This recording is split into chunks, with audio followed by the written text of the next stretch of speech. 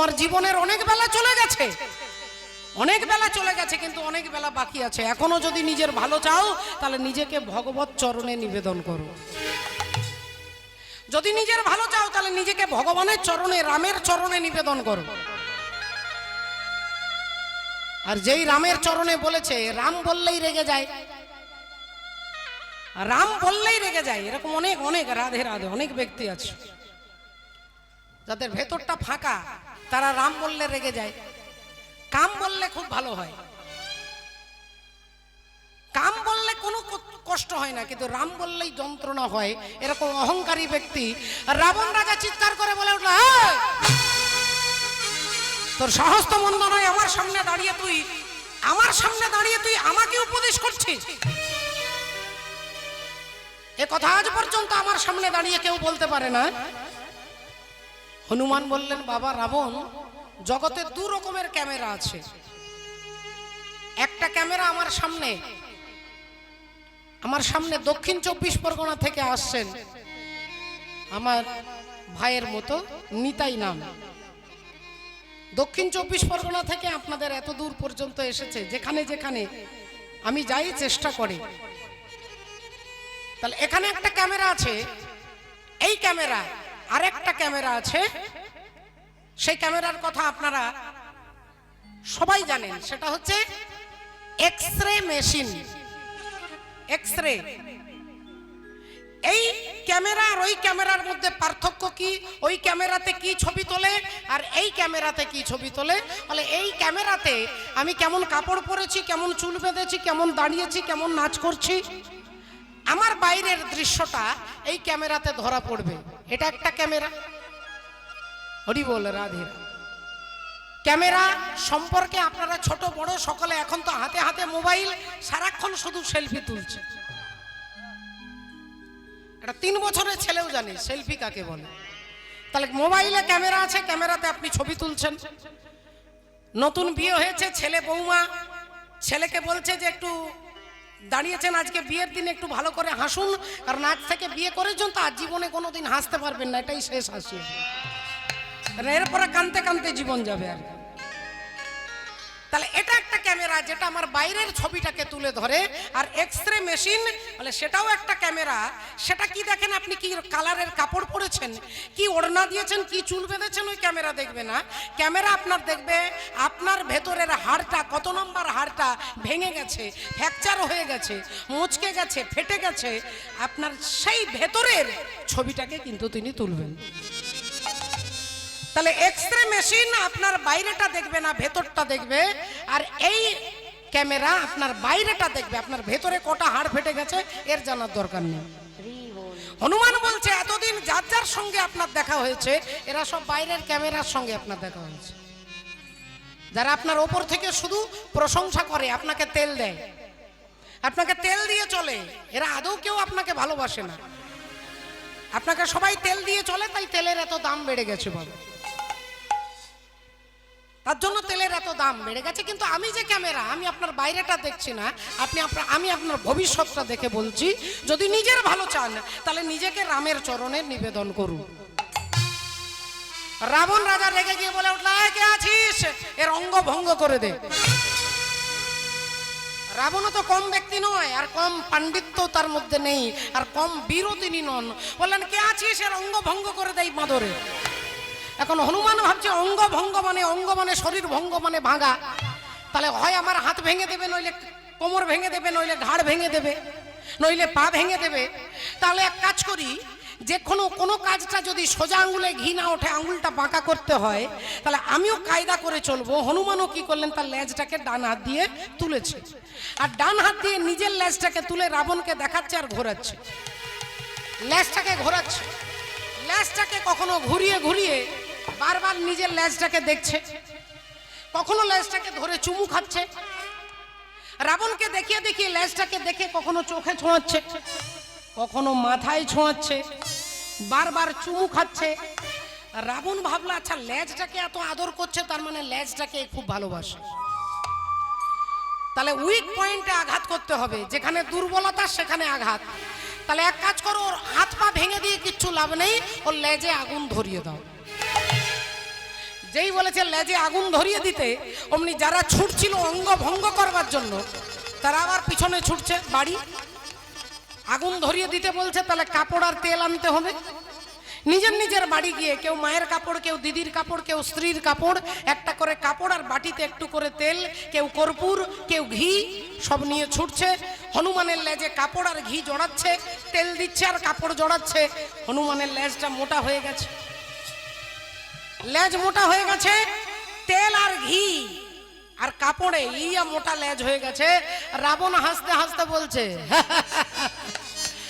আর নয় আর নয়, এবার আগুন ধরিয়ে দে, এবার বেটা পুড়ে মরে যাবে, আগুনটা ধরিয়ে দে। আর যেই হনুমানের লেজটাতে আগুনটা ধরিয়েছে আর লেজ দাও দাও করে জ্বলছে, রাবণ হাসছে। আর রাবণ যেমন যেমন হাসছে, হনুমান তার থেকে আরো জোরে জোরে হাসছে। হনুমান বারবার সবার দিকে তাকাচ্ছে, দেখছে, আর পেছনে লেজ জ্বলছে।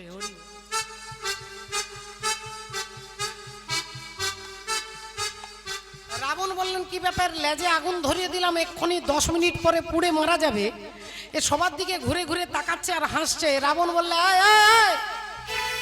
আরে এদিকে তাকাচ্ছিস, ডাইনে বামে, এরা কেউ তোকে বাঁচাবে না, এরা সব আমার লোক, এরা সব আমার লোক, তাই এদের দিকে তাকিয়ে সাহায্য চাইলে কিচ্ছু লাভ হবে না। হনুমান বললেন, না না, সাহায্যের জন্য আমি তাকাচ্ছি না, আমি দেখে নিলাম কারা কারা চাঁদা দিয়েছে, তাদেরকে প্রসাদ দিতে হবে। আর যারা যারা চাঁদা দিয়েছে তাদেরকে প্রসাদ দেব। কি চাঁদা দিয়েছে না, যাদের যাদের বাড়ি থেকে তেল আর কাপড় এসেছে তার ঘরে আমি একটু একটু করে আগুন দিয়ে যাব। প্রসাদ তো দিতে হবে, চাঁদা দিলে তো প্রসাদ দিতে হয়। যারা যারা তেল আর কাপড় দিয়েছে তার ঘরে আগুন পৌঁছে দেবো, চিন্তা নেই। আমি দেখে নিলাম কারা চাঁদা দিয়েছে আর কারা দেয়নি। এখানে সবাই দিয়েছে, একজন দেননি, আর সেই একজন হচ্ছে ভক্ত বিভীষণ। সেই ভক্ত বিভীষণ যার বাড়ি থেকে তেল আর কাপড় আসেনি, তার ঘরটা বাদ দিয়ে আর গোটা সবার বাড়িতে কিন্তু আগুন ধরেছিল বাবা, দাউ দাউ করে আগুন জ্বলেছিল। কিসের আগুন? বলে হিংসার আগুন। আজ আমাদের ঘরে ঘরে আগুনটা জ্বলছে, পিতা পুত্রের দ্বন্দ্ব, ভাইয়ে ভাইয়ে দ্বন্দ্ব, শাশুড়ি বৌমার দ্বন্দ্ব, পাড়ায় পাড়ায় দ্বন্দ্ব, গ্রামে গ্রামে দ্বন্দ্ব, দেশে দেশে দ্বন্দ্ব, চারিদিকে অশান্তির আগুন জ্বলছে। এই যে অশান্তির আগুন দাবানল জ্বলছে, কার বাড়িতে আগুন জ্বলবে না? যিনি মনে করে আমার বাড়ি, অহংকার, আমার বাড়ি, আমার ছেলে, আমার মেয়ে, আমার জামাই, আমার নাতি, বলে তার ঘরে অশান্তির আগুন জ্বলবে। আর যিনি মনে করেন ঘরটা আমার ঘর নয়, ঘরটা প্রভু তোমার ঘর। বিভীষণের ঘরে লেখা আছে ভগবানের রাম নাম, রাম নাম লেখা আছে।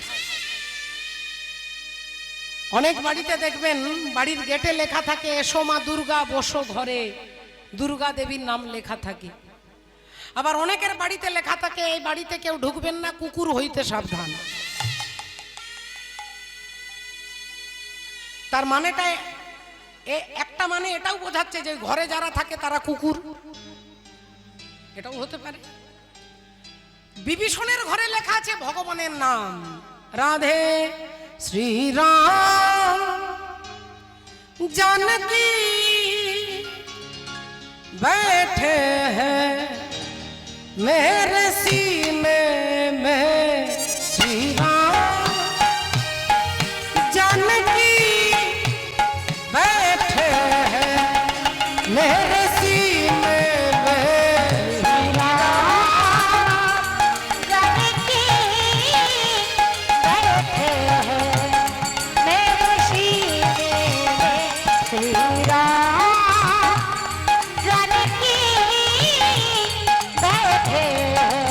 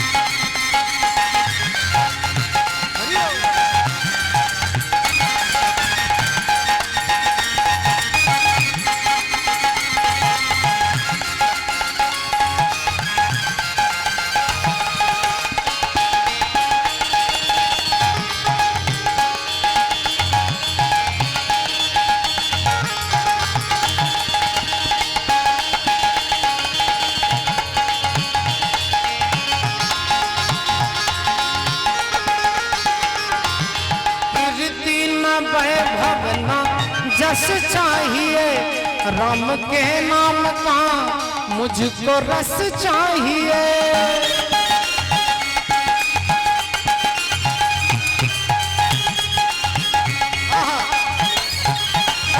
मुझको कीर्ति न भावना जस चाहिए, राम के नाम का मुझको रस चाहिए। सुख मिले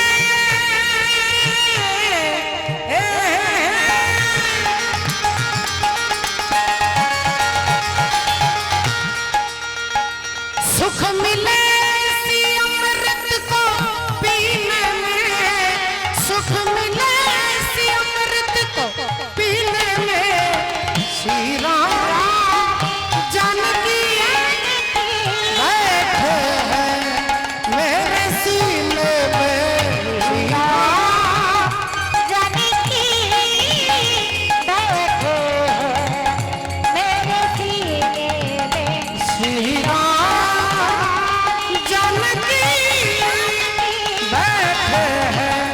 मेरे सीने में।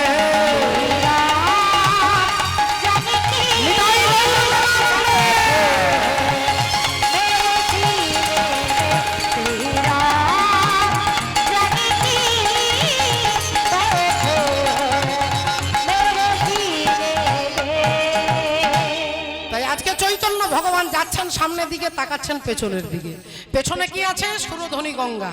সকল চরণে আমার ভক্তিপূর্ণ দণ্ডবোধ প্রণাম নিবেদন করে আজকে ভগবান শ্রীকৃষ্ণ 5 বছর 9 মাস বয়সে যে লীলা করলেন, যে লীলার মধ্যে আমরা দেখব তত্ত্ব, যে লীলার মধ্যে আমরা দেখব তথ্য, আমরা দেখব রামায়ণ, আমরা দেখব মহাভারত, আমরা দেখব যুক্তি, আমরা দেখব প্রমাণ। 5 বছর 9 মাস বয়সে ভগবান যে কালীয় নাগকে দমন করেছেন, সেই কালীয় নাগের তত্ত্ব কি? শাস্ত্র বলছে যা আছে ব্রহ্মাণ্ডে তাই আছে নাকি দেহ ভাণ্ডে। এই দেহের মধ্যেও একটা নাকি কালীয় নাগ আছে। ভগবান কালীয় নাগকে দমন করবেন। আমরা আমাদের দেহে যে কামরূপী কালীয় নাগ, যে কামরূপী কালীয় নাগ আছে, এই কালীয় নাগটাকে কিভাবে আমরা দমন করব, ভগবান লীলার মধ্যে আমাদেরকে সেই শিক্ষাই দেবেন। আজকে গৃহকর্তা তারা ইচ্ছা প্রকাশ করেছেন ভগবানের লীলা আস্বাদন করবেন। তাই ভগবানের লীলার মধ্যে একটি সুন্দর লীলা, কালীয় দমন লীলার তথ্য আমরা শুনবো। শুনতে গেলে, জানতে গেলে এই মুহূর্তে আমরা চলে যাব আজকে বৃন্দাবনে। ভগবান শ্রীকৃষ্ণ 24 জন সখাকে সঙ্গে নিয়ে গোষ্ঠে গরু চড়াতে যাচ্ছে। আচ্ছা, 24 জন সখা কে কে?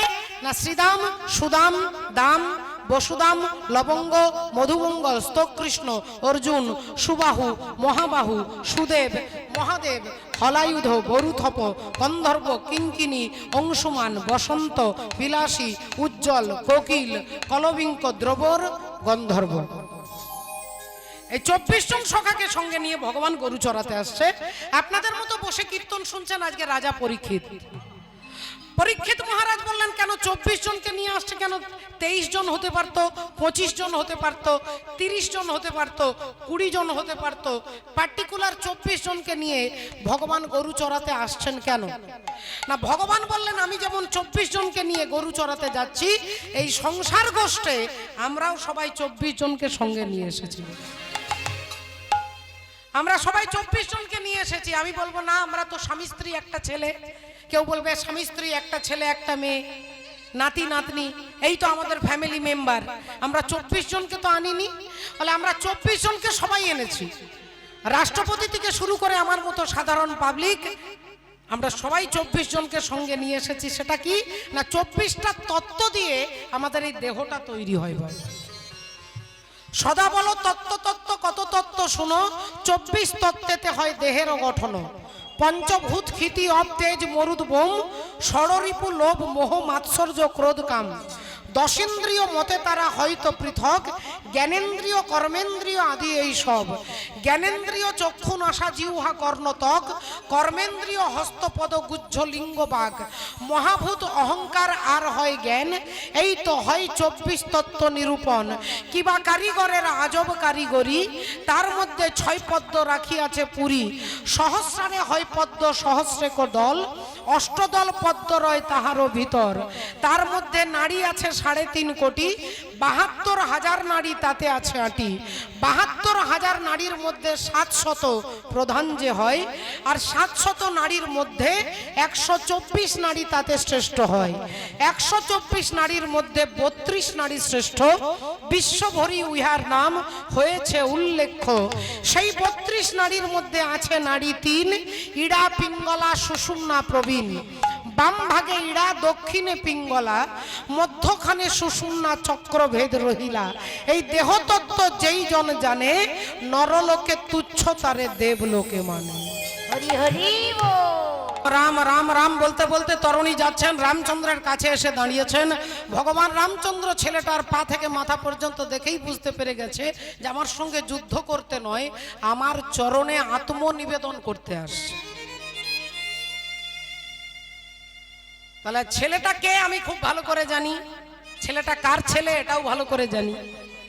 তাই আজ তরুণীকে আমি পরীক্ষা করব না, আমি পরীক্ষা করব তরুণী সেনের বাবা বিভীষণকে পরীক্ষা করব, দেখি বিভীষণ আমাকে কত ভালোবাসে। রামচন্দ্র ডাকলেন, বিভীষণ, ও বিভীষণ। বিভীষণ ছুটে এসেছে, বলো ঠাকুর। না দেখো, তোমার দাদা রাবণের মনে হয় মাথা গন্ডগোল হয়ে গেছে, আমার সঙ্গে যুদ্ধ করাতে একটা বাচ্চা ছেলেকে পাঠিয়ে দিয়েছে। দেখো দেখো দেখো দেখো, পিছনে দেখো না। আর যেই বিভীষণ পিছন ফিরে তাকিয়ে দেখছে, তরুণীকে দেখার সাথে সাথে কেঁপে উঠেছে। এ কি, এ তো আমার তরুণী। একবার রামের দিকে তাকাচ্ছেন, একবার ছেলের দিকে তাকাচ্ছেন, বুঝতে পেরে গেছেন যে তুমি আমাকে পরীক্ষা করছো যে আমি তোমাকে ভালোবাসি না আমার মায়ার পুত্রকে ভালোবাসি। তাই বিভীষণও বলে উঠলেন, ঠাকুর আমার মনে হচ্ছে যাকে তুমি দেখছো বাচ্চা ছেলে নয়, এ বাচ্চা ছেলে নয়, এ রাক্ষস,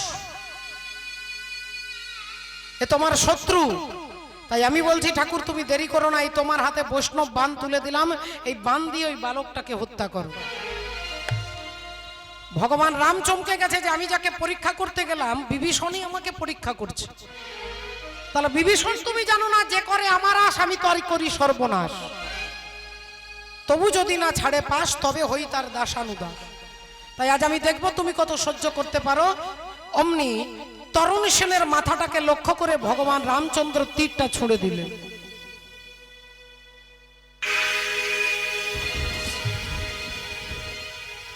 আর তীরটা গিয়ে তরুণী সেনের মুন্ড থেকে দেহটাকে আলাদা করে দিয়েছে।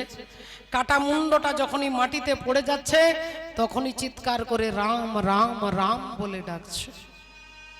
জয় শ্রী রাম, জয় শ্রী রাম, জয় শ্রী রাম। ভগবান রামচন্দ্র চমকে উঠলেন, চোখগুলো ছলছল করে উঠলো, কাঁপতে কাঁপতে বলে উঠলো, বিভীষণ, বিভীষণ, এমন করুণ আর্তনাদে আমাকে কে ডাকছে বিভীষণ, আমি যে আর সহ্য করতে পারছি না বিভীষণ, আমি যে আর পারছি না।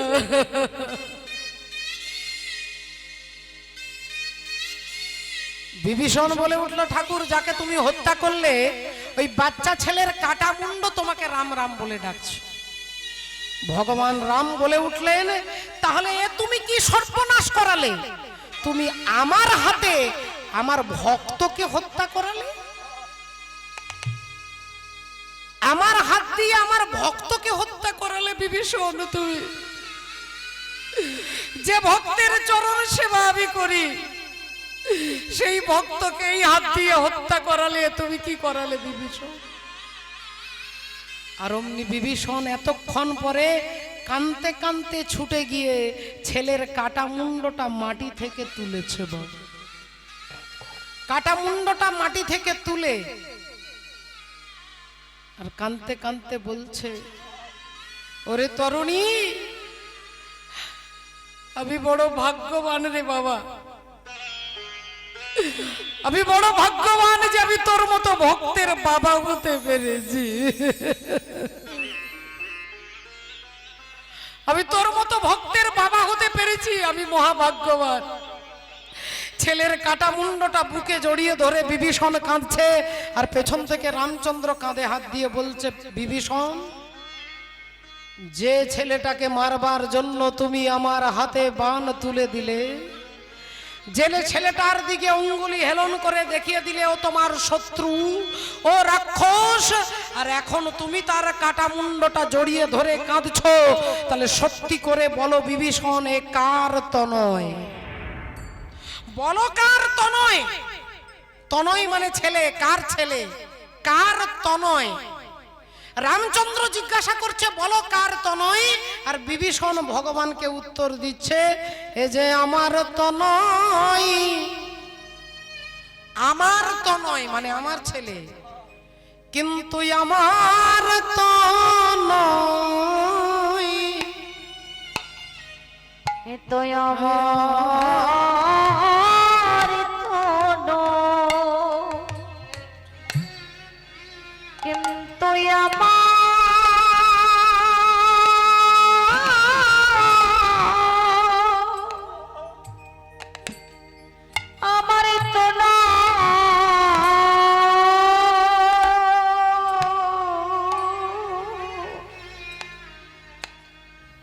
আমার এত আমার তন,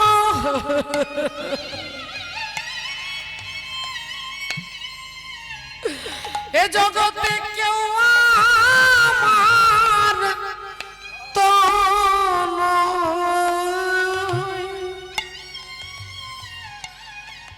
ওগো আমার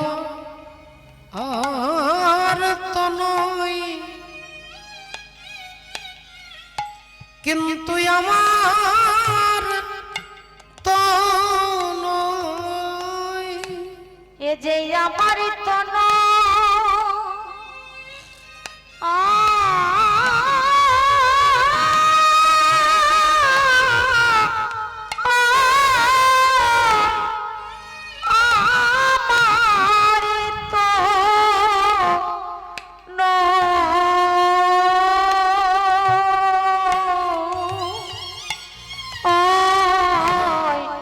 কেউ আমার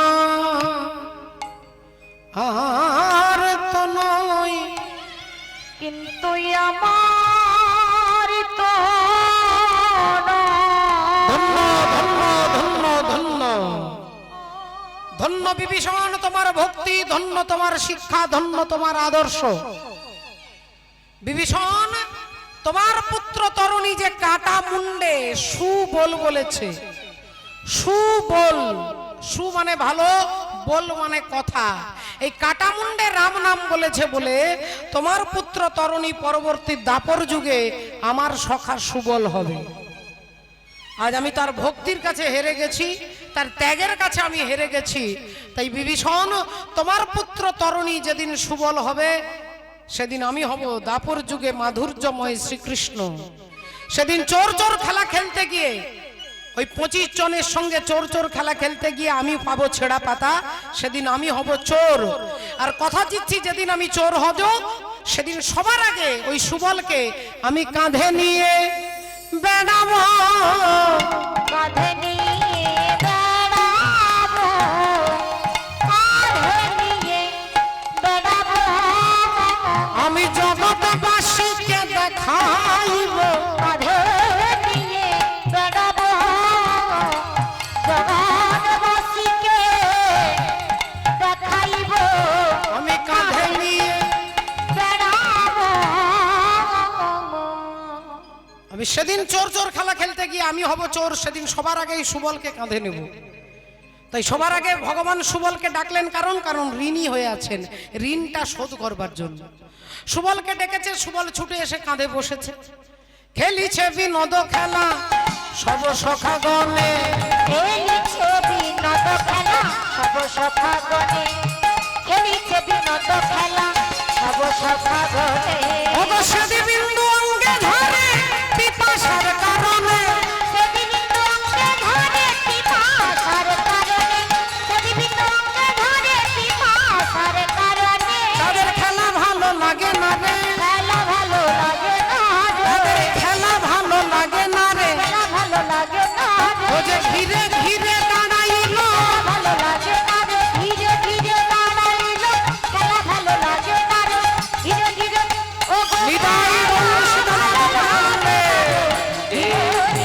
দাঁড়াইল খেলা ভালো লাগে না রে ধীরে ধীরে দাঁড়াইল খেলা ভালো লাগে না রে খেলা ভালো লাগে ওগো সে বিভিন্ন অঙ্গে ধরেছি মাথার কারণে সে বিভিন্ন অঙ্গে ধরেছি মাথার কারণে এই আমরা আর খেলবো না ভাই, আমরা আমাদের প্রচন্ড পিপাসা পেয়েছে, জল খাবো, জল পান করব, আর খেলবো না। ভগবান বললেন বেশ তো, তাহলে তোরা জল খাবি, একটু বস, আমি তোদের জন্য জলটা নিয়ে আসি। সবাইকে বসিয়ে দিয়ে ভগবান জল আনতে যাচ্ছে, তোরা বস, আমি তোদের জন্য জল নিয়ে আসছি। পেছন থেকে শ্রীরাম ডেকে উঠলো, কানাই আজকে তুই জল আনতে যাবি না, আজকে তুই জল আনতে যাবি না। কেন না, তোর মাকে আমরা কথা দিয়েছি তোকে দিয়ে আজকে জলও আনতে দেব না আর ফলও আনতে দেব না। কেন না, তোর মা যশোদা নাকি রাত্রে স্বপ্ন দেখেছে তোকে নাকি বিষধর সর্প দংশন করছে। তাই মা যশোমতী বললেন যে ওরে শ্রীরাম, আজ আমার গোপালকে আমি তোদের সঙ্গে পাঠাবো না, আমি রাত্রে দুঃস্বপ্ন দেখেছি, তাই আজকে তোরা সবাই যা, আমার গোপালকে বাদ দিয়ে দে। আর তোকে ছাড়া তো আমরা গোষ্ঠে আসবো না, তাই তোর মায়ের পায়ে ধরে আমরা কথা দিলাম, মা তোমার গোপালকে আমরা যেমন নিয়ে যাব তেমন ফিরিয়ে দেব, কথা দিচ্ছি মা, তোমার গোপালকে আজকে জলও আনতে দেব না, ফলও আনতে দেব না, তুমি বিশ্বাস করো মা। তাই আমার উপরে ভরসা করে তোর মা তোকে আমার উপরে ছেড়ে দিয়েছে, আজকে তুই জল আনতে যাবি না ভাই, আজকে জল আমরা আনবো, আর কথা দিচ্ছি জলটা এনে আগে তোকে দেব, তারপরে আমরা পান করব। এখন ভগবানকে গাছের তলায় বসিয়ে দিয়ে সখাগণ জল খুঁজতে যাচ্ছে, আর জল খুঁজতে রাধে রাধে, চারিদিকে জল খুঁজতে খুঁজতে খুঁজতে খুঁজতে এইটাই যেই তারা বলে যাচ্ছে যেখানে জল পাবো আগে তোকে দেব, তারপরে পান করব। সখাগণ জল খুঁজতে খুঁজতে খুঁজতে ভুল করে সেই রাস্তাটাতে চলে গেছে যে রাস্তাটা সোজা কালীদহ চলে গেছে। ওই যে কালিন্দির এক দহে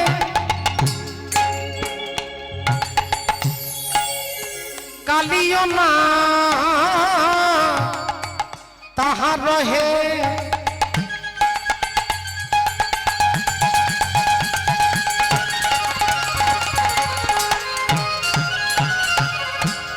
আহা বড়িকে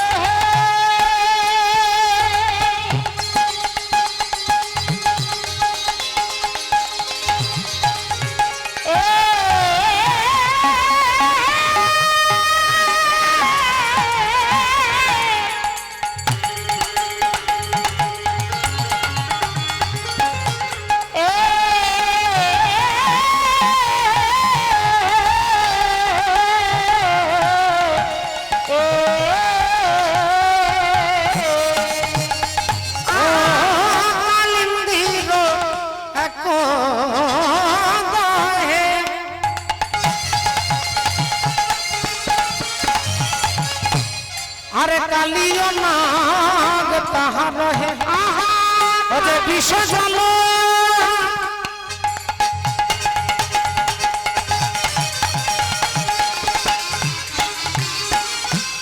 দহন সমান হে, বিষজল দহন সমান বলি তাহার উপরে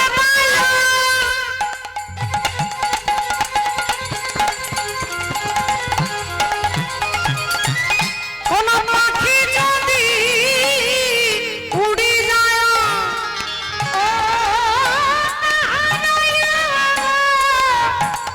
পরে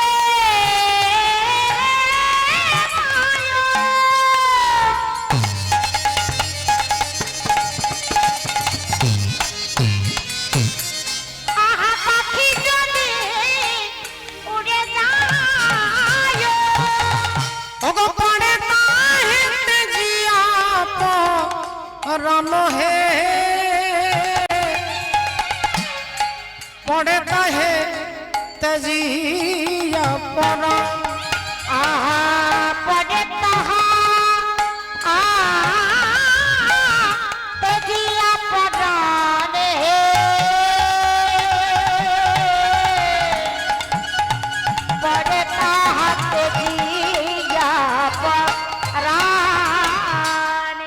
সতী মায়েরা, কালীদহের ওপর দিয়ে কোনো পাখি উড়ে যেতে পারে না, পাশ দিয়ে কোনো প্রাণী হেঁটে যেতে পারে না, জলের বাতাসটা লেগে গেলে মরে যায়। এত ভয়ঙ্কর বিষ। আর সেই বিষ জলটা সখাগণ দেখেছে। তাড়াতাড়ি করে, পিপাসা প্রচন্ড, জল দেখতে পেয়েছে, সবাই তাড়াহুড়ো করে জলে নেমেছে। আর জলে নেমে সবাই হাত দিয়ে জল তুলছে আর ঢক ঢক করে জল খাচ্ছে, তুলছে আর জল খাচ্ছে। আর যেই জল মুখে দিয়েছে, সঙ্গে সঙ্গে বিষের কাজ শুরু, সঙ্গে সঙ্গে বিষের কাজ শুরু। শ্রীরাম ডাকছে, চিৎকার করছে, জ্বলে গেল, জ্বলে গেল, বুকটা জ্বলে যাচ্ছে, কেউ বলছে মুখটা জ্বলে যাচ্ছে, কেউ বলছে পেটটা জ্বলে যাচ্ছে, কেউ বলছে সারা অঙ্গ জ্বলছে, কেউ বলছে চোখে দেখতে পাচ্ছি না, কেউ থরথর করে কাঁপছে, কথা বলতে পারছে না। সবাই ভাবছে তাহলে আমাদের একই অবস্থা কি করে হলো, তাহলে এই জলটা ভালো জল নয়, এটা বিষ জল। তাহলে বিষ যখন খেয়েছি, মরে যখন যাব, তখন কানাইয়ের কাছে গিয়ে মরবো, চল চল কানাইয়ের কাছে যাই। সবাই চিৎকার করছে, ছটফট করছে, জ্বলে গেল, জ্বলে গেল, কিছু দেখতে পাচ্ছি না, কিছু কথা বলতে পারছি না। হাতে ধরাধরি করে কানাই কানাই কানাই কানাই বলতে বলতে 1 পা 2 পা 3 পা এগিয়ে গেছে। আর কিছু দূর যাওয়ার পরে সব উল্টে পড়ে গেছে, সব উল্টে পড়ে গেছে, অজ্ঞান হয়ে গেছে সব। আপনাদের মতো বসে চুপ করে কীর্তন শুনছিলেন এতক্ষণ রাজা পরীক্ষিত মহারাজ সুখদেব গোস্বামীকে বলছে, আচ্ছা ভগবান শ্রীকৃষ্ণের বন্ধু হচ্ছে শ্রীদাম, সুদাম, দাম, বসুদাম, তারা আজকে কালীদহের জল খেয়ে, বিষ খেয়ে উল্টে মরে পড়ে আছে। অথচ শাস্ত্র বলছে সাধু সঙ্গ, সাধু সঙ্গ সর্বশাস্ত্রে কয়, লবমাত্র সাধু সঙ্গ জীবের সর্বসিদ্ধি হয়। লবমাত্র সাধু সঙ্গ জীবের সর্বসিদ্ধি হয়। সাধু সঙ্গ করলে যদি জীবের সর্বসিদ্ধি হয়, তাহলে যারা ভগবান কৃষ্ণের সঙ্গ করলো, যারা ভগবান কৃষ্ণের কাঁধে চাপলো, কৃষ্ণকে এঁঠো খাওয়ালো, কৃষ্ণের এঁঠো খেলো, কৃষ্ণের সঙ্গে খেলা খেললো, তাহলে তারা আজকে অজ্ঞান হয়ে পড়ে আছে কেন? তারা সব মাটিতে পড়ে আছে কেন? সুখদেব গোস্বামী উত্তর দিচ্ছে, ধন্য রাজা পরীক্ষিত, ধন্য তোমার কীর্তন শোনা। রাজা পরীক্ষিত, এরা কেন অজ্ঞান হয়ে পড়ে আছে কারণটা জানো? এরা যখন জল আনতে এসেছিল, কি বলে এসেছিল? বলেছিল, কানাই তুই এই গাছের তলায় বস, আমরা যেখানে জল পাবো আগে তোকে দেব, তারপরে পান করব, আগে তোকে দেব তারপরে পান করব। কিন্তু এখানে এসে কি করলো না, ঢক ঢক করে নিজেরা জল পান করলো, ভগবানকে ভুলে গেল। কথাটা তাদের কথা নয় বাবা, কথাটা আমাদের কথা। আমরা এই সংসার গোষ্ঠে এলাম, যখন মাতৃগর্ভে ছিলাম বলেছিলাম এই হাত দিয়ে তোমার সেবা করব, এই পা দিয়ে যেখানে কীর্তন হবে, যেখানে তীর্থে সেখানে যাব, এই চোখ দিয়ে তোমার সাধু দর্শন করব, এই কান দিয়ে হরি কথা শুনবো। কিন্তু এখানে এসে কি হলো, এখানে যদি কেউ 24 ঘন্টার মধ্যে 20 ঘন্টা মোবাইল দেখতে বলে, কলির মানুষ কিন্তু বিরক্ত হয় না বাবা। এক্সেপশনাল আপনারা, আপনাদের কথা বলছি না, আপনারাও নিজেরা বুঝে যান যে 20 ঘন্টা যদি মোবাইল দেখতে বলে, এমন অনেক ছেলে মেয়ে আছে ঘন্টার পর ঘন্টা মোবাইল দেখে। কিন্তু রাধে রাধে হরি বল, সবকিছুর অভাব হলে চলবে, বিদ্যার অভাব হলে চলবে, খাবার অভাব হলে চলবে, পড়ার অভাব হলে চলবে, কিন্তু মোবাইলের চার্জার যেন শেষ না হয়, চার্জ যেন না, নেট যেন ঠিক থাকে। এটা যদি আমাদের প্রবৃত্ত হয়ে দাঁড়ায়, তাহলে আমাদেরকে ভগবান দেখাচ্ছেন যে তোমরা ভজনা করবে বলে গিয়েছিলে, ওখানে আমার কথা ভুলে গেছো। আমার সখাদেরকে দিয়ে আমি নাটক করছি, রিহার্সাল করছি, দেখাচ্ছি যে আমার সখাগণ আমাকে ভুলে গেছে, তাই অজ্ঞান হয়ে পড়ে গেছে। তোমরা যারা ভবে গিয়ে আমাকে ভুলে যাবে, ওগো তাদের দশা এমনি হবে, তাদের দশা এমনি হবে, ওগো তাদের দশা এমনি হবে, তাদের দশা এমনি হবে, যারা আমার কথা ভুলে যাবে, তাদের দশা এমনি হবে, আমার কথা ভুলে যাবে, ওগো তাদের দশা এমনি হবে। যারা আমাকে ভুলে যাবে তাদের দুর্গতি এরকম হবে। রাধে রাধে। ভক্তমণ্ডলী ভক্তিমতী মায়ের একবার সময় মিলে বলবো বলো ভগবান কৃষ্ণচন্দ্র কি, বলো রাধা রানী কি। জয়। এবার যেসব মায়েদের ঘুম পাচ্ছে একটু হাত তুলে দেখাম তো মা। বাহ, খুব সত্যবাদী। আমি বলেছি যাদের ঘুম পাচ্ছে হাত তুলে দেখাবেন, তাহলে কারা কারা ঘুমোচ্ছিল বুঝতে পারছেন। হরি বল, হরে কৃষ্ণ। তা চলুন আজকে একটু সখাগণের কাছে, ভগবান যাচ্ছেন। হরি বল। আমরাও সবাই মিলে ভগবানের সঙ্গে যাব। তু আনা রে গোপাল, ও মনে লেনে তু আনা।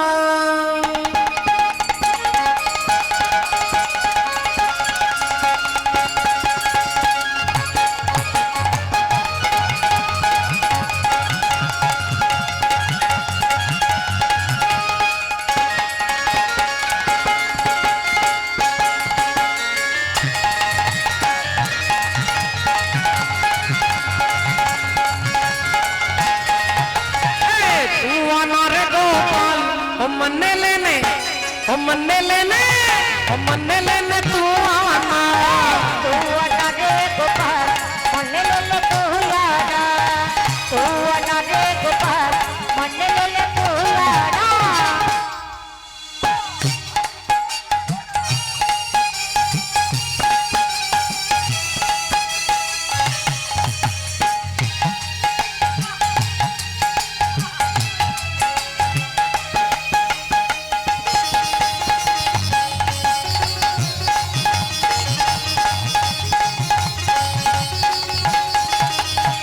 हाथी ना लाना गोपाल घोड़े ना लाना। हाथी ना लाना गोपाल घोड़े ना लाना। हाथी ना लाना गोपाल घोड़े ना लाना। हाथी ना लाना गोपाल घोड़े ना लाना। तू आना रे गोपाल, ओ मन्ने लेने, ओ मन्ने लेने, ओ मन्ने लेने तू आना। तू आना रे गोपाल, मन्ने लेले तू आना। तू आना रे गोपाल, मन्ने लेले तू आना। तू आना रे गोपाल, मन्ने लेले तू आना।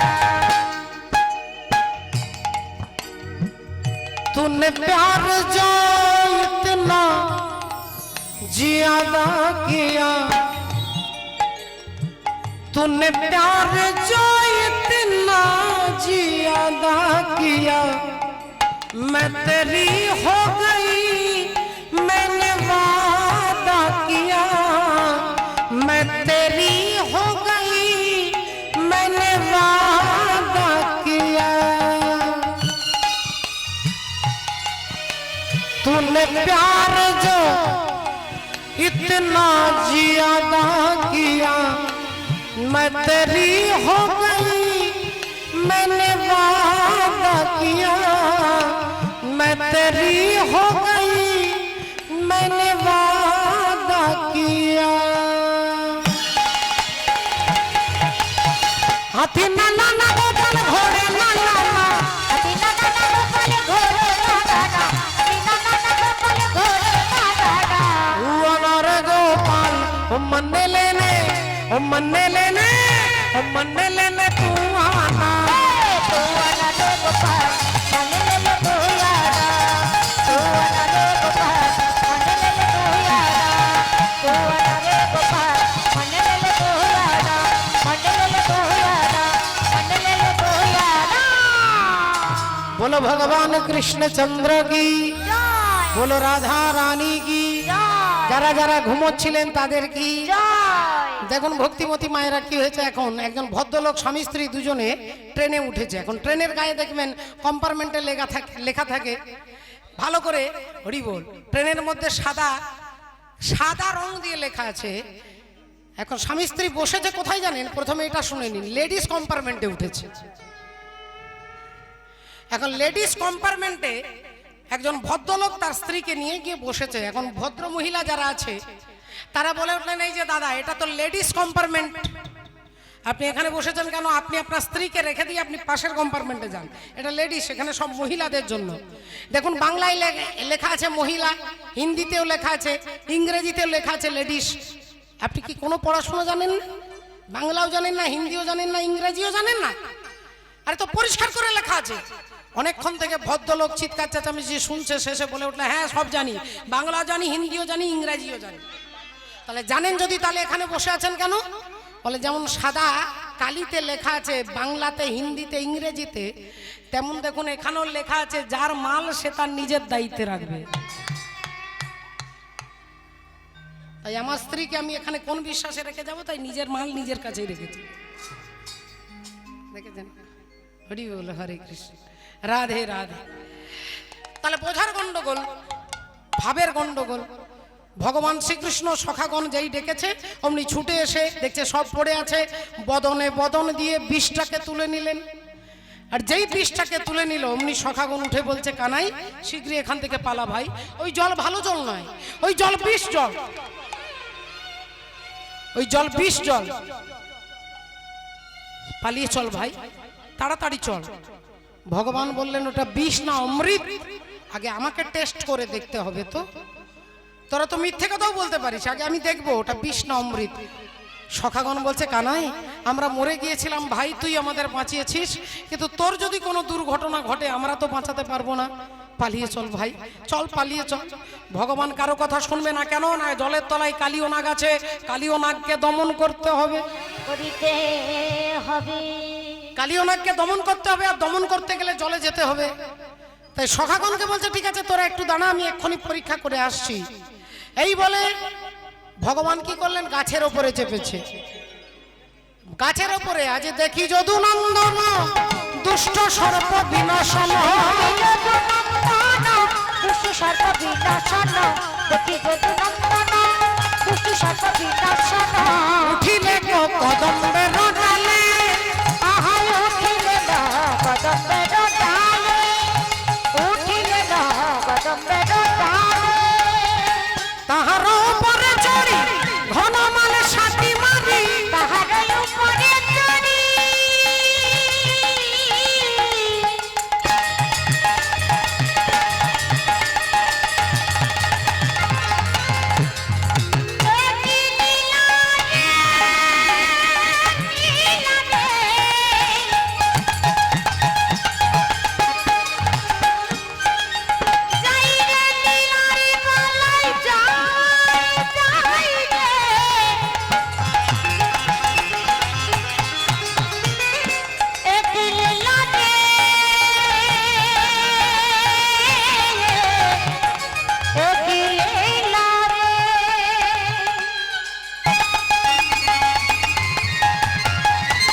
তাহার উপরে চড়ি ঘন মালে সাথী মারি, তাহার উপরে চড়ি ঘন মাল সাত মারি। ঝাঁপ দিলা ওগো ঝাঁপ দিলা কালী দহ জলে, ও গো ঝাঁপ দিলা, ঝাঁপ দিলা কালী দহের জলে, ঝাঁপ দিলা কালী দহের জলে। সখাগণ বারবার বারণ করা সত্ত্বেও ভগবান গাছে চাপলেন আর গাছ থেকে জলে ঝাঁপ দিলেন। এবার আপনারা মায়েরা বাবারা সবাই বলবেন, একটু চিন্তা করে দেখুন, রাজা পরীক্ষিত জিজ্ঞাসা করছে যে ভগবান যে গাছের উপরে চাপলেন সেই গাছটা কি করে বেঁচে আছে? যে জলের ওপর দিয়ে পাখি উড়ে যেতে পারে না, পাশ দিয়ে প্রাণী যেতে পারে না, যার আশেপাশে একটা ঘাস পর্যন্ত পাচে না, ভগবান যে গাছটাতে চাপলো সেই গাছটা কি করে বেঁচে আছে? এই প্রশ্নের উত্তর দিতে গিয়ে সুখদেব গোস্বামী বলছেন যে রাজা পরীক্ষিত, এই গাছটা পূর্বে সাধুর সঙ্গ করেছেন। সাধুর নাম কি না বিষ্ণু ভক্ত গরুড়। গরুড়ের বাবার নাম কশ্যপ মুনি, মায়ের নাম বিনতা দেবী। আর কালীয় নাগের বাবার নাম কশ্যপ মুনি, মায়ের নাম কদ্রু। তাহলে গরুড়ের বাবাও কশ্যপ ঋষি আর কালীয় নাগের বাবাও কশ্যপ ঋষি, কিন্তু মা আলাদা আলাদা। রাধে রাধে। এবার মায়েরা আপনারা একটু বিচার করে দেখুন। ও মা, কালীয় নাগের মা কদ্রু বলছে ইন্দ্রের ঘোড়া কালো, আর গরুড়ের মা বিনতা দেবী বলছে ইন্দ্রের ঘোড়া সাদা। দুজনে তর্ক করছে, তর্ক করতে করতে বললো ঠিক আছে কাল সকালে দেখা যাবে, যদি কালো হয় তাহলে তুমি আমার দাসী হবে, আর যদি সাদা হয় তাহলে আমি তোমার দাসী হব। সকালবেলায় ঘুম থেকে উঠেছে কালীয় নাগের মা আর দেখছে ধপধপে সাদা ঘোড়া। ভাবলেন তাহলে তো আমি হেরে যাব দিদির কাছে, আমি তো তাহলে হেরে যাব। আমি তো দাসী হয়ে যাব। আমি তো বলেছিলাম কালো, এখন দেখছি সাদা। চালাকি করে কি করলেন, সব ছেলেদেরকে, কদ্রুর ছেলেরা সব সাপ, সাপেদেরকে ডেকে বলছে, শোন বাবা, ওই সাদা ঘোড়াটাকে তোরা বিষ দিয়ে কালো করে দে। এখন মায়ের কথা শুনে ছেলেরা সব সাদা ঘোড়াটাকে বিষ দিয়ে কালো করে দিলেন। আর বিনতা দেবী ঘুম থেকে উঠেই দেখছে কালো ঘোড়া। তাহলে ভাবলো আমি তো হেরে গেছি। বললেন, তাহলে তুই আজ থেকে আমি তোর দাসী, তুই যা বলবি আমি তাই করব। চুল বেঁধে দেয়, স্নান করিয়ে দেয়, কাপড় পরে দেয়, বিনুনি করে দেয়, রান্না করে দেয়, খাইয়ে দেয়। একদিন মা বিনতা দেবী বলছেন কদ্রুকে, আচ্ছা কদ্রু, আমার মুক্তি কবে হবে? বলে, যেদিন তোমার ছেলে গরুর স্বর্গে গিয়ে অমৃতের ভাণ্ডটা এনে আমাদের হাতে দেবে, সেদিন তুমি মুক্ত হবে। ছেলে গরুর ছোট্ট, একটু একটু করে বড় হলো। বড় হয়ে ভাবলো মাকে মুক্ত করতে হবে। ইন্দ্রের সঙ্গে যুদ্ধ করে অমৃতের ভাণ্ডটা ছিনিয়ে আনতে আনতে, ইন্দ্রকে হারিয়ে দিয়ে ঠোঁটে করে অমৃতের ভাণ্ড আনতে আনতে এই কদম্ব বৃক্ষের উপরে বসে একটু বিশ্রাম করেছিলেন বলে ওই অমৃতের ছোঁয়া পেয়ে কদম্ব বৃক্ষটা হয়ে গেল অমৃত। অমৃতের ছোঁয়া পেয়ে হয়ে গেল অমৃত। আর সেই দেখুন, ওই যে গাছটা, কালীদহের আশেপাশে কোনো গাছ বাঁচে না। ওই গাছটা বেঁচেছিল কেন না, অমৃতের ছোঁয়া পেয়েছে, সাধু সঙ্গ করেছে। ভগবান আজকে সেই গাছ থেকে ঝাঁপ দিচ্ছে জলে, সেই গাছ থেকে জলে ঝাঁপ দিচ্ছে। পরীক্ষিত মহারাজ বললেন, গাছ থেকে ঝাঁপ দেবার কি দরকার, জলে যদি ঝাঁপ দিতে হয় তা কালীদহের কুল থেকে ঝাঁপ দিতে পারতো। এত কষ্ট করে গাছে চেপে তারপরে ঝাঁপ দিচ্ছে শুধু বাচ্চা ছেলে মজা করবার জন্য? বললেন না, ওই কালীয়নাগকে দমন করবার জন্য যেমন অমৃতরূপী কদম্ব বৃক্ষকে আশ্রয় করে ভগবান ঝাঁপ দিচ্ছে, তদ্রূপ হে কলির জীব, যদি তোমরা দেহের ভেতরে কামরূপী কালীয়নাগকে দমন করতে চাও, তাহলে অমৃতরূপী আগে গুরুর চরণ আশ্রয় করো।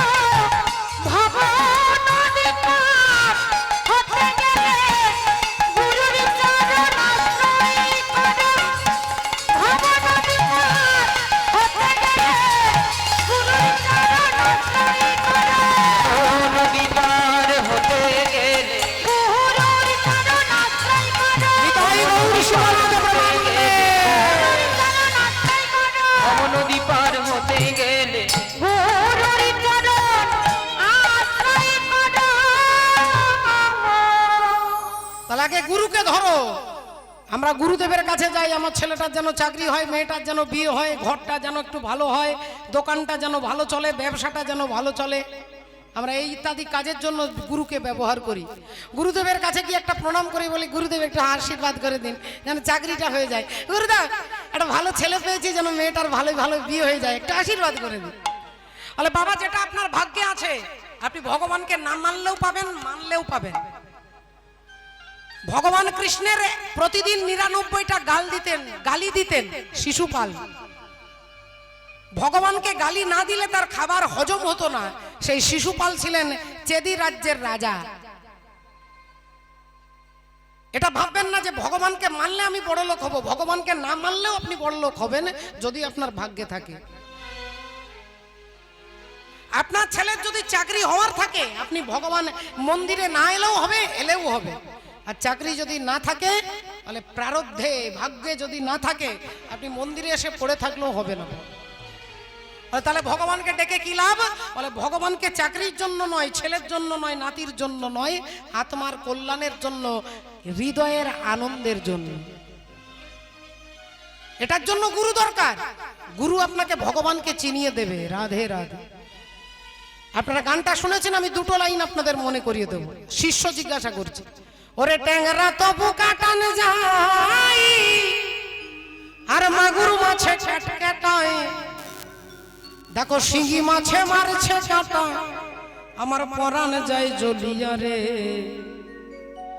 তুমি কি মাঝে ধরেছ বড়শি দিয়া ও গুরুজি কি মাছ ধরেছ বড়শি দিয়া ও গুরুজি কি মাছ ধরেছ বড়শি দিয়া ওরে ট্যাংরা তবু কাটা না যায়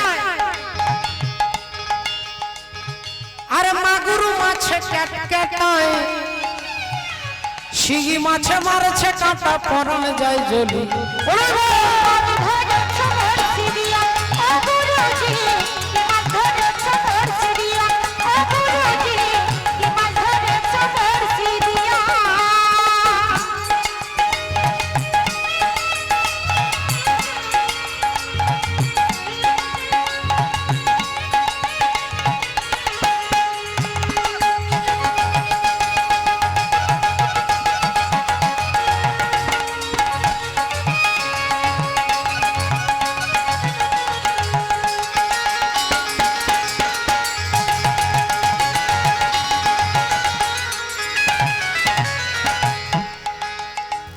শিষ্য জিজ্ঞাসা করছে কি মাছ ধরেছ বড়শি দিয়া গুরু উত্তর দিচ্ছে আপনার পাশের আপনার বাড়ির আপনার বাগানের আপনার জমির কাটানো পুকুরের মাছের গান নয় বাবা, এটা দেহতত্ত্বের গান।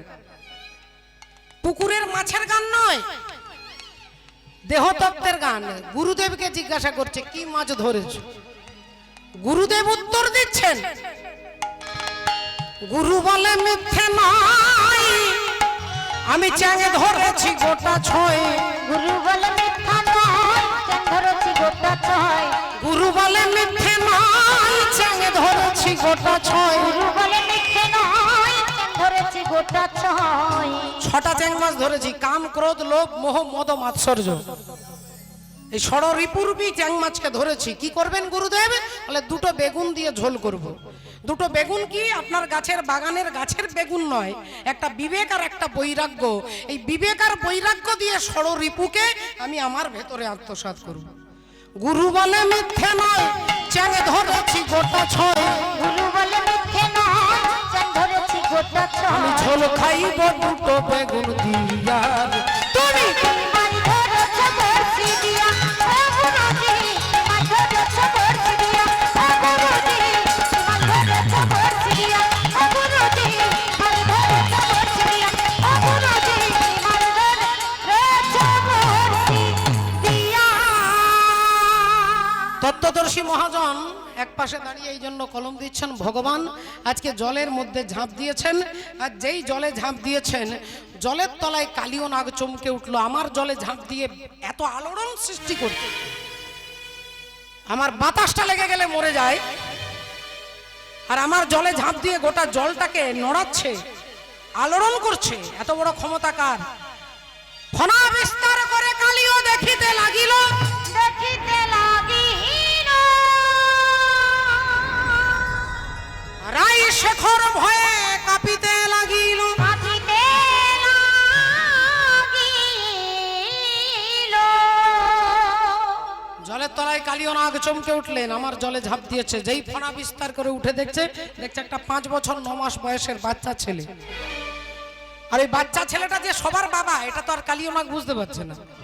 ভাবছে তোকে যদি আমি ধরতে পারি না, তোকে যদি ধরতে পারি আমি পিষে পিষে মেরে ফেলবো।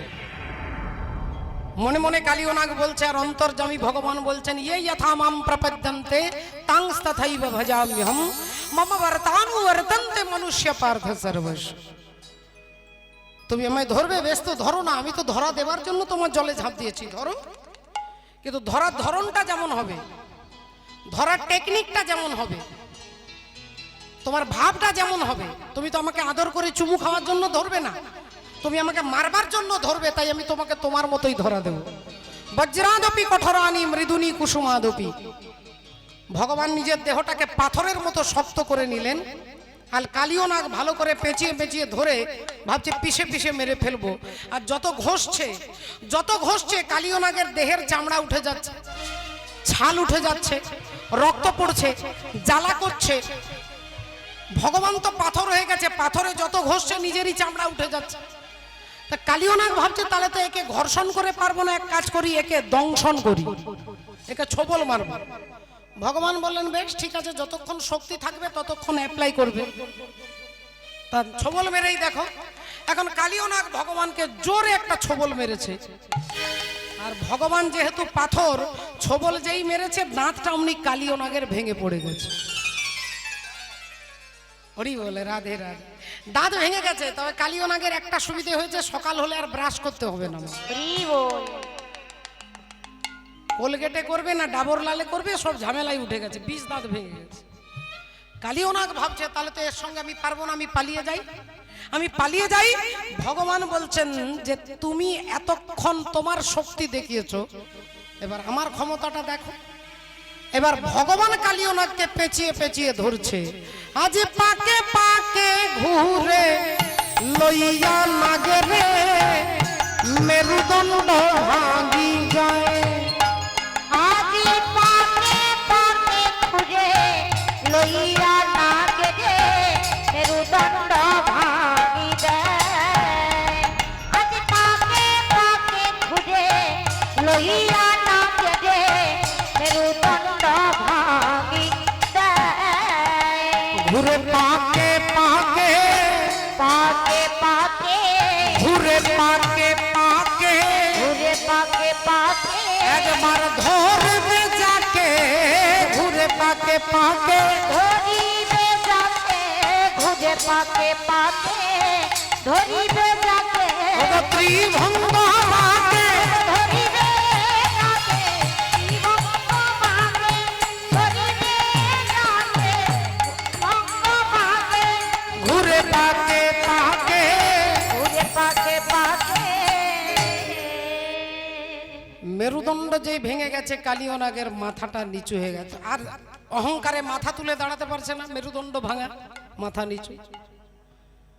আমার মাথা নত করে দাও হে তোমার চরণ ধুলার পরে,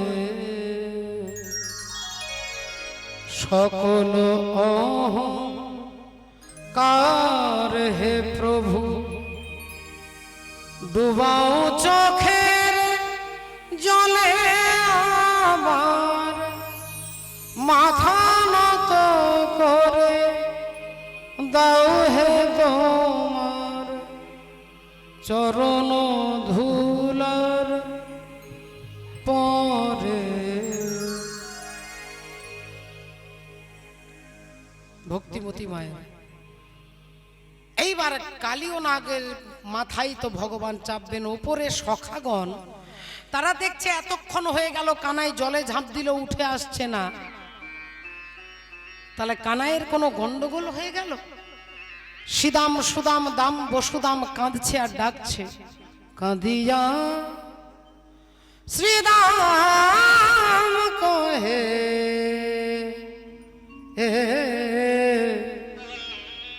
প্রাণ কৃষ্ণ কোথায়।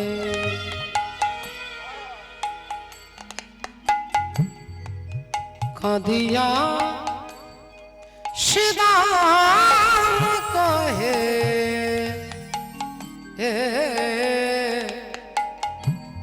প্রাণ কৃষ্ণ কোথায়।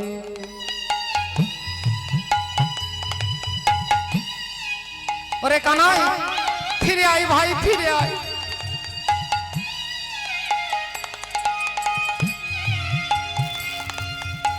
ফিরে আয় ভাই, একবার ফিরে আয়। ওরে বিপদে পড়েছি আমি, একবার দেবে দেখা। কাঁদিয়া শ্রীরাম কহে প্রাণ কৃষ্ণ কোথায়। আহা কাঁদিয়া শ্রীরাম কহে প্রাণ সখা কোথায়। কাঁদিয়া শ্রীরাম কহে প্রাণ সখা কোথায়। দেখা দে ভাই, ফিরে আয়। তোর মায়ের কাছে আমরা কেমন করে দাঁড়াবো, তোর মাকে আমরা কি বলবো? তোর মাকে বলেছিলাম যেমন নিয়ে যাব তেমন ফিরিয়ে দেবো, তুই ফিরে আয় ভাই, ফিরে আয়। এদিকে সখাগণ কাঁদছে আর এদিকে মা যশোদা। তিনি রাত্রে স্বপ্ন দেখেছে, সাপের স্বপ্ন। দিনের বেলায় দেখছে সারা চারিদিকে সাপ দেখা যাচ্ছে, অলিতে গলিতে আনাচে কানাচে সর্বত্র সাপ। দিনের বেলায় অন্ধকার হয়ে গেছে, পৃথিবী কাঁপছে। মা যশোদা ভাবছে কোনো অমঙ্গল ঘটবে, তাই মা যশোদা ছুটতে ছুটতে কাঁদতে কাঁদতে এলেন নন্দরাজার কাছে। মহারাজ, মহারাজ, আমার গোপালের কোনো দুর্ঘটনা ঘটেছে মহারাজ। চারিদিকে সাপ দেখতে পাচ্ছি, আমি রাত্রে সাপের স্বপ্ন দেখেছি, আমার গোপালের কোনো অমঙ্গল হয়েছে মহারাজ, আপনি আমার গোপালকে এনে দিন মহারাজ। নন্দ যশোমতি গোপ গোপ তথি বিচার করো এ মনে, বিচার করো এ মনে। ও গো বলরাম বিনে সখা গণ শোনে, গোপাল গিয়েছে বন। আমার গোপাল গিয়েছে বনে। সব মা যশোদা পিতা নন্দ কাঁদতে কাঁদতে খুঁজতে খুঁজতে যাচ্ছে। গোপাল কোথায় আছে কেউ তো জানে না, কিন্তু গোপালের যে পায়ের ছাপ, ওই পায়ের ছাপটা দেখে মা যশোদা হাঁটছে। গোপালের রে সাড়া দে গোপাল, সাড়া দে। ওরে গোপাল রে, সাড়া দে গোপাল, সাড়া দে। অভাগিনী মা যে তো পুকারি কাঁদে, সাড়া দে গোপাল, সাড়া দে। ওরে গোপাল রে, সাড়া দে গোপাল, সাড়া দে। অভাগিনী বলে কি দিবি না সাড়া, নয়নের মণি তুই নয়ন ছাড়া। ভাগিনী বলে কি দিবি না সাড়া, নয়নের মণি তুই নয়ন হারা। আমি আর দেখিতে কি পাব না, দেখিতে কি পাব না, আমার এই নয়নে সাড়া দে গোপাল, সাড়া দে গোপাল রে, সাড়া দে গোপাল, সাড়া দে, সাড়া দে গোপাল, সাড়া দে, সাড়া দে গোপাল, সাড়া দে। কানতে কানতে খুঁজতে খুঁজতে কালিদহের কুলে এসে দেখছে শ্রীদাম আছে, সুদাম আছে, সবাই আছে। গোপাল কোথায়? আরে শ্রীদাম, আমার গোপাল কোথায় বাবা? তোদের সবাইকে দেখতে পাচ্ছি, আমার গোপালকে কেন দেখতে পাচ্ছি না? শ্রীদাম মায়ের পা দুটো জড়িয়ে ধরে বলছে, মাগো তুমি বিশ্বাস করো, তোমার গোপালকে বারবার নিষেধ করেছিলাম, কিন্তু আমাদের কোনো কথা না শুনে তোমার গোপাল ওই বিষ জলে ঝাঁপ দিয়েছে। যেই বলেছে বিষ জলে ঝাঁপ দিয়েছে, মা যশোদা ছুটে যাচ্ছে ওই জলে ঝাঁপ দিয়ে, আমিও আত্মহত্যা করব, আমিও আত্মহত্যা করব। ছুটতে ছুটতে যাচ্ছে, অমনি দাদা বলরাম এসে মাকে জড়িয়ে ধরেছে। মাকে ধরে বলছে, মা তোমার গোপাল তোমাকে ছেড়ে কোথাও যাবে না, তোমার কাছেই উঠে আসবে, তবে একটু ধৈর্য ধরো মা, ধৈর্য ধরে লক্ষ্যটা স্থির করো, তোমার গোপাল তোমার কাছে আসবে। সবাই জলের দিকে তাকিয়ে আছে এক লক্ষ্যে।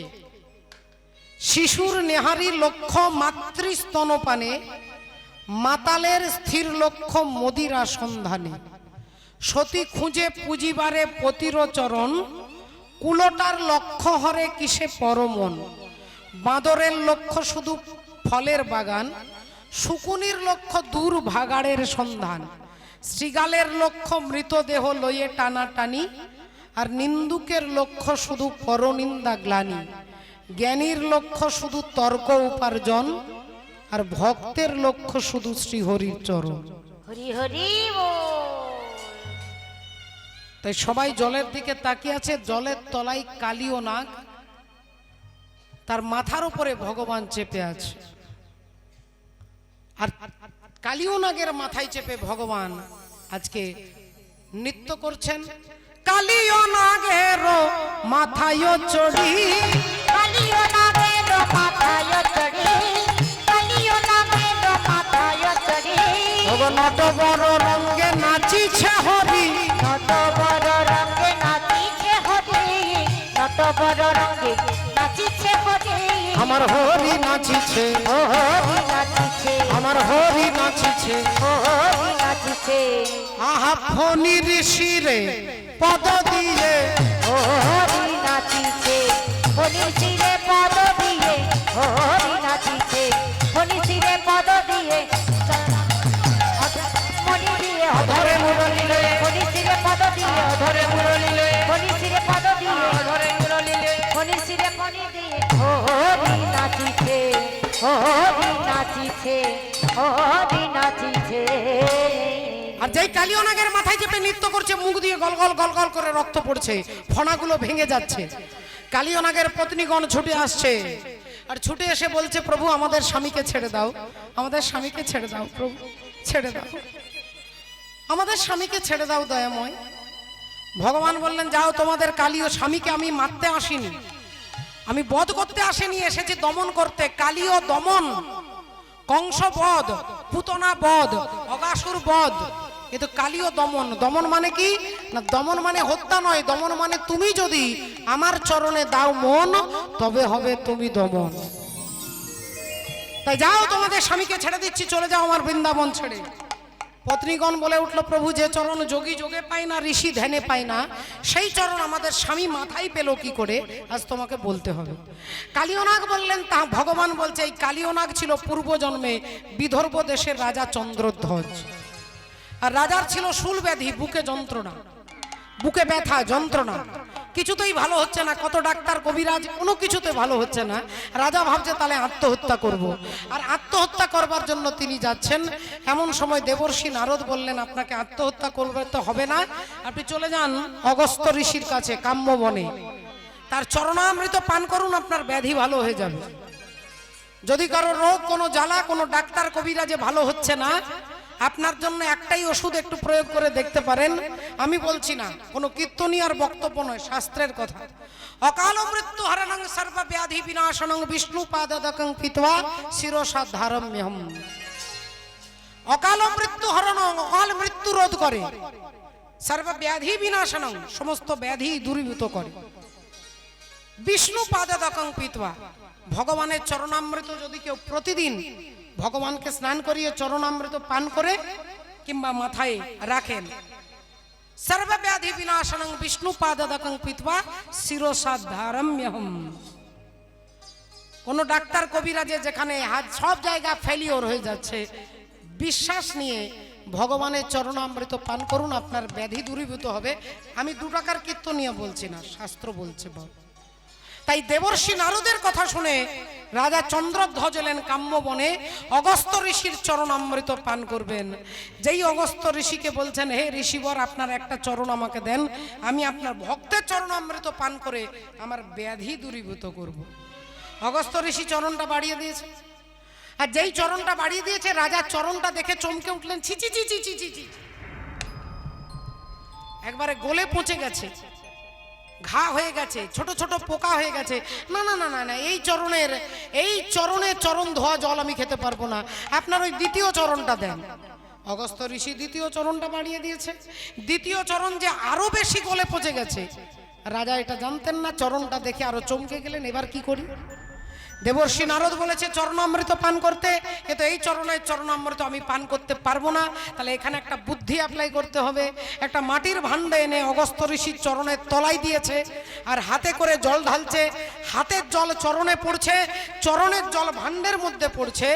যেই ধীরে ধীরে জলটা ঢালছে, জল ঢালা শেষ, অমনি চরণ থেকে একটা মাংসের টুকরো টপ করে ভাণ্ডের মধ্যে পড়ে গেল। মাংসের টুকরোটা যেই পড়ে গেছে, রাজা চন্দ্রধ্বজ বলে উঠলে, ইস ছি ছি ছি ছি, সারা জলটা ভালো ছিল, এই মাংসের টুকরোটা। আচ্ছা, একটা শুকনো কাঠি দিয়ে মাংসটাকে ফেলে দিই। কাঠিটা দিয়ে মাংসটাকে যেই ছুঁয়েছে, মাংসটা জলের মধ্যে গুলে গেছে। ইস, হায় হায় হায়।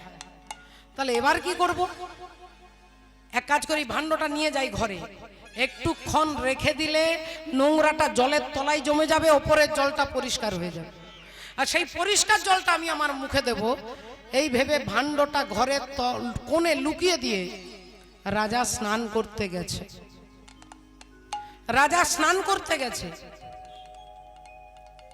ভক্তিমতী মায়েরা, এখন রাজার 5 জন রানী ওই ঘরে প্রবেশ করেছে। ঘরে ঢুকেই দেখছে সারা ঘরে চন্দনের গন্ধ। বড় রানী মেজ রানীকে বলছে, এই মেজ, এই ঘরে একটা গন্ধ পাচ্ছিস না? কিসের গন্ধ বলতো? এই খোঁজ খোঁজ খোঁজ, দেখ তো কোথা থেকে গন্ধটা আসছে, খোঁজ।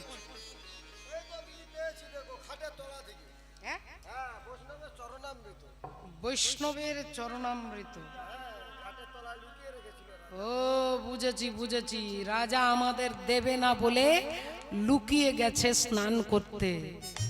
আর রাজা আসবার আগে আমরা অর্ধেকটা পান করব, অর্ধেকটা স্বামীর জন্য রেখে দেবো, কারণ আমরা অর্ধাঙ্গিনী, 50% পাওয়ার অধিকার আমাদের আছে। এ কথা আমরা বলছি না, সরকারও বলছে। সরকারি কর্মচারী যদি 40,000 টাকা বেতন পায়, স্বামী যদি মারা যায়, স্ত্রী পেনশন পাবে 20,000 টাকা। তাহলে সরকার যদি 50% দেয়, তাহলে আমাদের রাজা দেবে না কেন? এই কথাটা ভাবতে ভাবতে নোংরাটা জলের তলায় জমে গেছে, উপরের জলটা পরিষ্কার। আর পরিষ্কার জলটা 5 জন রানী মিলে ভাগ করে সেবা করেছে। বললেন, যা এটা রাজার জন্য রেখে দে, পচা মাংসের টুকরোটা রেখে দিয়েছে। আর রাজা এসে দেখছে ওপরের জলটা নেই, মাংসের টুকরো পড়ে আছে। এরা পাচ্ছে চন্দনের গন্ধ, রাজা পাচ্ছে দুর্গন্ধ। কারণ যার যেমন ভাব তার তেমন লাভ। যার যেমন ভাব তার তেমন লাভ। ভগবানকে যিনি ভালোবাসেন, তিনি সর্বত্র ভগবানকে দেখেছেন। আর যিনি বাসেন না, বলে তিনি ঠাকুর ঘরেও দেখতে পান না। কটা রাত কাটিয়েছ জেগে, স্বপ্নের মিথ্যে আবেগে, কি এমন দুঃখকে সয়েছ যে তুমি এত সহজেই হাসবে? পথের কাঁটায় পায়ে রক্ত না ঝরালে কি করে এখানে তুমি আসবে? কফটা চোখের জল ফেলেছ যে তুমি ভালোবাসবে। এই জড় জগতে ভালোবাসায় কান্না থাকে। মা ছেলের জন্য কাঁদে, স্বামী স্ত্রীর জন্য কাঁদে, আর ভক্তির জগতেও কাঁদে, কিন্তু ভক্ত ভগবানের জন্য কাঁদে। আপনারা গানটা শুনেছেন প্রয়াত শিল্পী মান্না দে মহাশয়ের। পথের কাঁটায় পায়ে রক্ত না ঝরালে কি করে এখানে তুমি আসবে?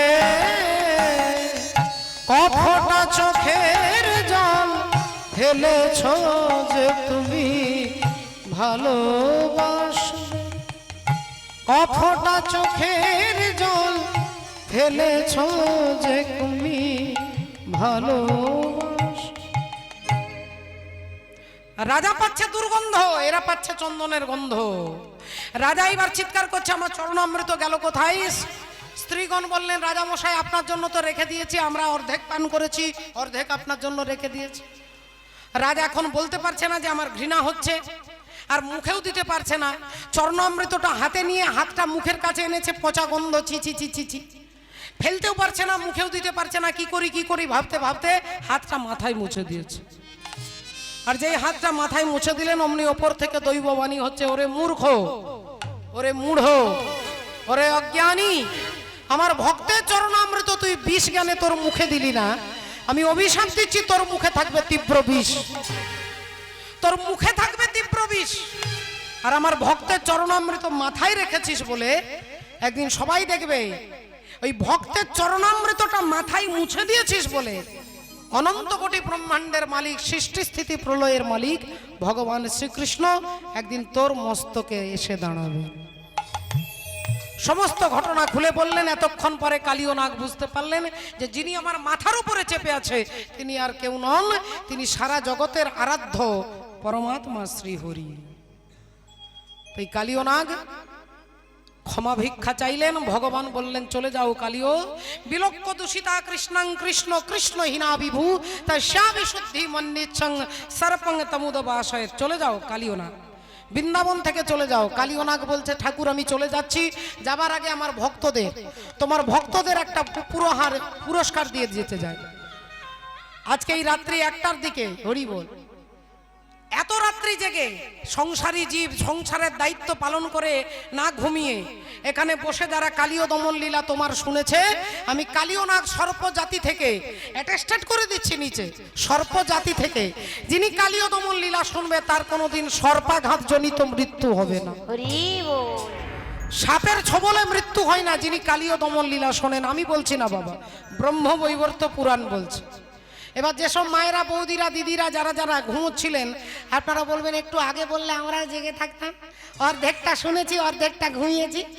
বলে এর পরিণাম কি হবে? বলে হয়তো ঘরে যাবেন দেখবেন রাস্তায় এরকম করে দাঁড়িয়ে আছে, একটু ভয় দেখাবে মা। রাধে, মজা করে বললাম। যিনি কালীয় দমন লীলা শোনে তার কোনোদিন সর্পাঘাত জনিত মৃত্যু হয় না। এই পুরস্কার দিয়ে কালীয় নাগ চলে গেলেন রমণক দ্বীপে। ভগবান জলের উপরে ভেসে উঠলেন।